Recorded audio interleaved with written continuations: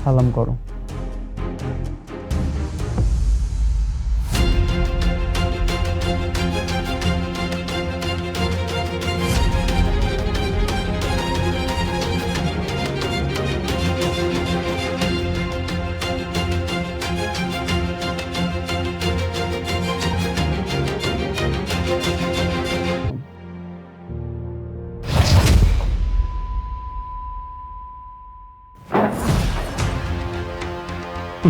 তুই কি ভেবেছিস আমি তোকে বিয়ে করেছি রাজরানী বানিয়ে রাখবো তাই? নো, আমি তোকে বিয়ে করেছি প্রতিশোধ নেওয়ার জন্য। আমি কিছুই ভুলে যাইনি। আজ থেকে তোর এই কান্না কেউ শুনতে পাবে না। তুই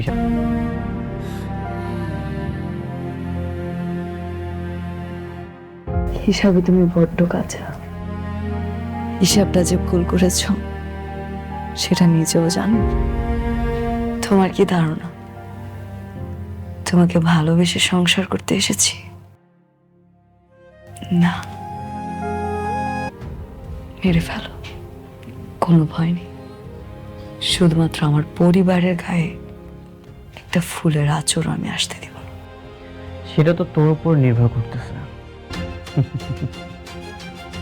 বাকিটা তুই বুঝে নে। পুরুষ কিছু পারুক আর না পারুক, দিন শেষে তার যত রাগ অভিমান ক্ষোভ আছে সব বইয়ের উপরে ছাড়ে। এখানে শুয়ে পড়।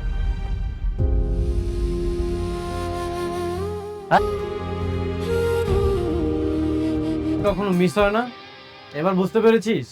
বাপ রে বাপ, তুই তো একটা জিনিস, বাজিতে জেতার জন্য চিরশত্রুকেও বিয়ে করে ফেললি। হ্যাঁ, বন্ধুদের সামনে এভাবে অপমান করার জন্য আমাকে নিয়ে আসছেন? না আমি তোমাকে এখানে অপমান করার জন্য নিয়ে আসি। তাহলে কেন নিয়ে আসছেন আমাকে?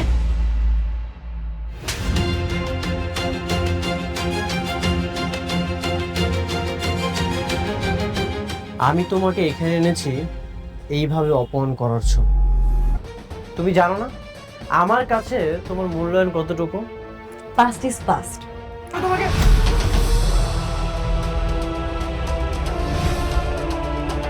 মেয়ে মানুষদের তোকে তো এখানে সিগনেচার করতেই হবে।